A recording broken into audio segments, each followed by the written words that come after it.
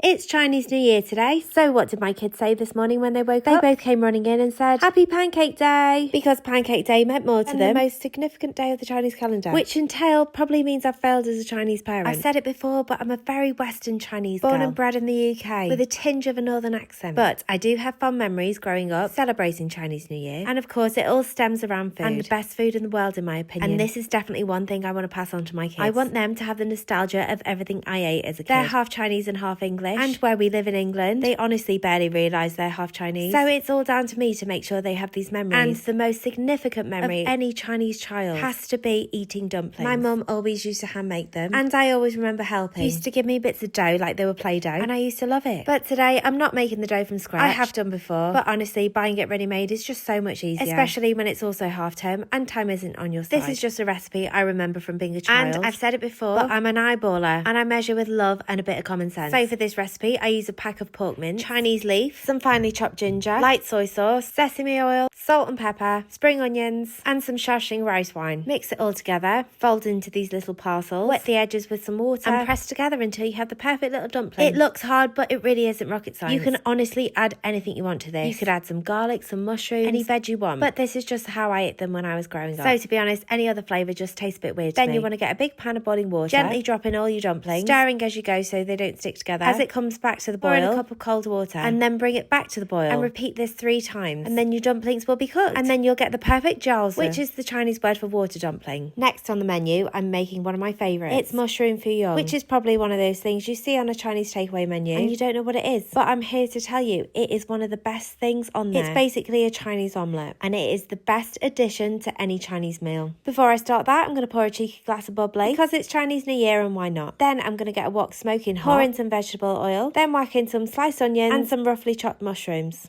Then I've done 5 beaten eggs, salt and white pepper, and you're not going to stir it too much. You're going to leave it a bit so the bottom browns. And I'm not joking, this with a bit of chilli sauce is the best dish. It's also nice with a handful of peas. Next up is a firm favourite. It's beef ho fun. And I'm making this using a sirloin steak. And I'm going to velvetise it with some baking soda, corn flour, light soy sauce and vegetable oil. This makes the beef really soft and tender. And then I'm going to move on to the sauce. Mix some dark soy sauce, about double the amount of light soy sauce, Shaoxing rice wine, some sesame oil, some white pepper, some sugar, and give it a good mix. Now you need to get your pan searing hot and pour in some oil, and then stick in the beef.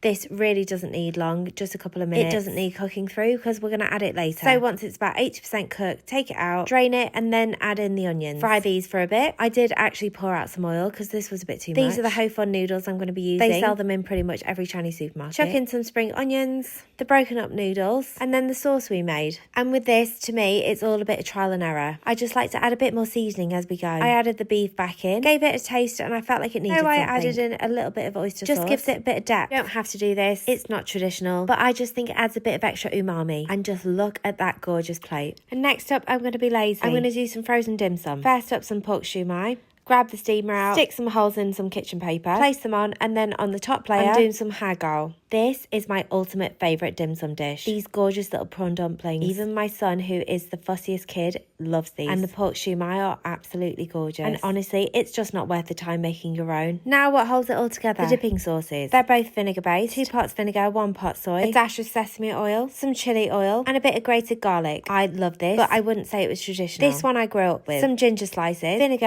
and a dash of soy sauce. And that's it, the perfect dumpling dipping sauce. Now it's time to enjoy the Chinese feast. A tradition I'm going to keep going with my kids, because I want them to appreciate their Chinese heritage and hopefully make dumplings for their kids. Happy Chinese New Year!